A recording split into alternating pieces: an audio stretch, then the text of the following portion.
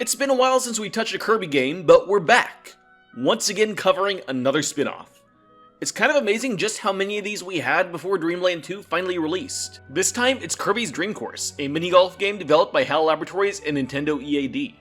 Before we continue forward, if you want to play this game, you can find it on Nintendo Switch Online. The story of this game follows Kirby just hanging out, doing their thing, as Kirby does, when they look up in the sky to see that it's surprisingly blank. Where once Dreamland would look up at a sky full of stars, now only one remains, sitting right next to the moon. This lasted for days before Kirby could finally catch the Star Thief in the act. It was King Dedede, of course. Dedede flies through the sky, towing the last star behind him. When he sees that he's being watched by the Pink Terror, Dedede drops the star and takes off. Kirby immediately knows where the rest of the stars are hidden, and follows Dedede back to his castle. Now, Kirby needs to collect the rest of the stars and return them to the night sky. And what better way to do that than in a game of minigolf? This game comes with 8 single-player courses, where Kirby has to collect all the stars on each hole before proceeding.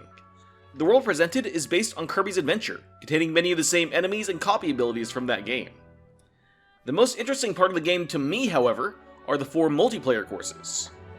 Their contents aren't specifically interesting, but the thing that draws me to it is the second player character. Everyone, I'd like you to meet Kirby. Yes, that's his real name. Kirby is another member of Kirby's species with a yellow color scheme. He is not the same yellow Kirby as we see in Kirby in the Amazing Mirror, but does share a lot of similarities with the one used in future multiplayer modes or games starting with Nightmare in Dreamland, though they've never been confirmed to be the same character. This idea stems from Masahiro Sakurai's initial character design for Kirby being yellow, before eventually becoming the pink we know him as today.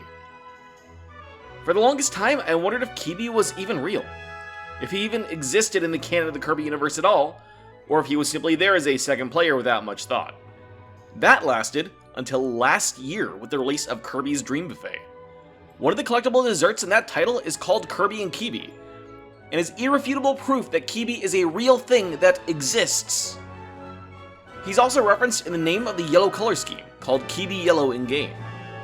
So now we know that this man exists, and shows that Kirby is not necessarily one of a kind. Although if you believe the theories about Meta Knight, we've known that for quite a while. The final boss for this title is against King Dedede in a giant robot shaped like himself. Kirby needs to tee up one last time in order to beat down on this mecha monstrosity. But in the end, as he always does, Kirby thwarts the tyrant's plans and returns the stars to the sky, leading to a very happy ending. When it comes to the timeline, the manual is explicit in this game's spot. It takes place immediately after the events of Kirby's Nightmare in Dreamland. Personally, this was my favorite Kirby spin-off of the era, but it still wasn't the last. I'll leave you all be for now so I can work on my next video, which will be a lot more involved than this one. I'll see all of you then.